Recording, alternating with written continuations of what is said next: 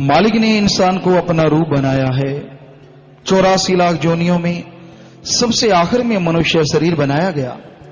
और कहते हैं प्रभु ने खुद अपने रहमो करम से काल महाकाल को निर्देश देके ये शरीर बनाया, इसलिए कि ये पूरी सृष्टि का भला करे, इसलिए कि परमानंद से आखिरी स्टेज पे रह के परमानंद को हासिल करे और परम पिता परमात्मा अल्लाह वाहिगुरु राम के दर्शन करके आवागमन से मुक्त हो जाए, जन्म मरण से आजादी हासिल करे, जीते जी गम चिंता टेंशन परेशानियां दूर हों और मरणोपरांत जन्म मरण का चक्कर हमेशा के लिए खत्म हो जाए। इसलिए यह शरीर बनाया है। और शरीर भी क्या कमाल का है, क्या गजब का प्रभु ने शरीर बनाया है। एसी हीटर सब कुछ अंदर ही फिट है, हर चीज आप निगाह मार के देखिए। अब जो एसी में रहने के आदी हैं उनको तो मालूम नहीं होगा। हम तो राजस्थान में रहा करते थे, मालिक के नजारों के बड़े लुत्फ उठाया करते थे, बड़ी खुशी मनाया करते थे। कोई लाइट नहीं थी वहां, कोई बिजली नहीं थी, तो गर्मी आती, खूब गर्मी होती, 42 डिग्री 48 डिग्री 50 डिग्री तक चला जाता टेम्परेचर। तो बहुत गर्मी होती, लू चलती। अब लू चलती, लू तो डेंजरस होती है, लेकिन जैसे गर्मी लगती तो ये दिमाग रूपी पुर्जा पूरे शरीर में जो रोम छिद्र है सबको उनके अंदर से पसीना बाहर ला देता, और पसीना आते ही कपड़े भीगते ही वो चलती हुई लू एसी बन जाती। वाह मालिक, क्या कमाल है तेरा, कैसे ठंडा रखता है अपनी बॉडी को, किस तरह से तूने ये सिस्टम बना रखा है। कहीं भी कुछ आने वाला हो और आदमी समझदार हो, मालिक को याद करने वाला हो, कहते हैं ना सिक्स सेंस, नहीं, असल में उसकी आत्मा उसको आवाज दे देती है। ये चोट लगने वाले पलक झपक जाती है और आंख बच जाती है, और जरा सा हिला सेकंड के 100वें हिस्से में और वो चोट यहां की बजाय यहां चली जाती है। कहते हो बड़े आंख बच गई। ये नहीं कि मालिक की रहमत है, उसका कमाल है, क्या सिस्टम है। यहां आने वाली चीज दिमाग पहले पकड़ता है। देखिए सेकंड के 100वें हिस्से में उसने उस बात को पकड़ा कि तेरी तरफ कोई चीज आ रही है, और उसी हिस्से में ये निर्देश भी दे दिया बॉडी को कि जरा सा झटका करो, और जरा सा झटका हुआ और वो चीज थोड़ी साइड में चली गई। तो ये उस कुदरत के कादिर का कमाल है। प्रभु के रहमो करम का क्या गजब का शरीर बनाया है। आपको सर्दी लगती है, कपड़े हैं, तो अंदर से इन्हीं रोम छिद्रों से हीट भी पैदा होती है, टेम्परेचर अंदर ही अंदर बढ़ता है। आप जैसे कपड़े पहनते, गर्म कपड़े ये पहन लिए वो पहन लिए, तो गर्म कपड़े पहनने से तो नहीं कुछ होता, अंदर की हीट वो अंदर रह जाती, बाहर नहीं निकलती, तो उससे बॉडी को हीटर मिल गया। है ना कमाल प्रभु का, गजब कर रखा है जी। क्या कमाल की बॉडी है, क्या कमाल का शरीर है। और इस छोटे से शरीर में दोनों जहां का मालिक जो दोनों जहान में नहीं समाता, इसमें समाया बैठा है। और अंदर ही हरि रस अमृत आबो हयात खंड ब्रह्मांड तीनों लोग बसते हैं, और ब्रह्मा विष्णु महेश सब कुछ अंदर है। जो ब्रह्मंडे सो पिंडे जो खोजे सो पावे, जो ब्रह्मांड में है वो सारा शरीर में, लेकिन जो खोजे सो पावे।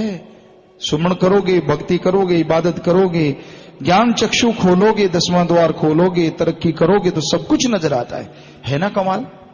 लोग बाहर ढूंढते, सोचते ब्रह्मा विष्णु कहीं वहां बैठा है बादलों की ओट में, या वहां बैठा है, उनकी ड्यूटी है रूहानी मंडलों पे कहीं भी, लेकिन उनको अंदर भी देखा जा सकता है।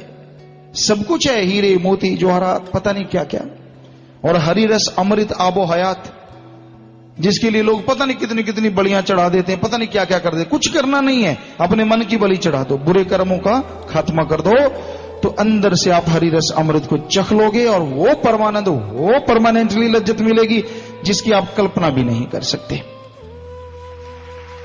है ना प्रभु का कमाल, कैसा शरीर बनाया है। इसलिए बेपरवाह जी लिखा, तारीफ करूं क्या उसकी जिसने बंदा बनाया। ये बंदा ही तो है जो आवागमन से मोक्ष मुक्ति हासिल कर सकता है। देवी देवता तरसते हैं इस चीज के लिए। संतों ने लिखा है, गुर सेवा ते भक्त कमाई तब ये मानस देही पाई, इस देही को सिमरे देव सो देही बजहर की सेव, भजो गोविंद भूल मत जाहो मानस जन्म का यही लाहो। साफ स्पष्ट है, इस शरीर के लिए देवी देवते तरसते हैं। क्यों? उन्हें मालूम है कि प्रभु ने सिर्फ और सिर्फ एक शरीर मनुष्य का ऐसा बनाया है जिसमें जाके आत्मा सुमन करके सुप्रीम पावर ओंकार का आवागमन से आजाद हो सकती है और कोई भी नहीं। तो कितना गजब का ये शरीर है, कितना कमाल का ये शरीर है। कंप्यूटर, सुपर कंप्यूटर, कितना कुछ विज्ञान में नजर आता है। किसने बनाया? विज्ञान ने थोड़ा ही बनाया, इंसान ने विज्ञान को बनाया और इंसान को भगवान ने बनाया। तो मेनली भगवान प्रभु परमात्मा ही सबसे ऊपर हुआ, उसी ने सब कुछ बनाया। तो उस परम पिता परमात्मा का देन कैसे दिया जा सकता है? क्या कमाल का शरीर है। लेकिन जब काल के हाथों मजबूर हो जाए, मन के हाथों मजबूर हो जाए, तो ये इंसान शैतान भी बन जाता है, उसका भी बाप। ये नहीं, प्रभु ने कहा ये तो काल के दायरे के अंदर है, आपके संचित कर्मों का फल है। प्रभु ने तो ये कहा है कि इस शरीर में आवागमन से आजाद हो सकते हो, सुमन करके मुझे मृत्यु लोक में देख सकते हो, ये कहा प्रभु ने।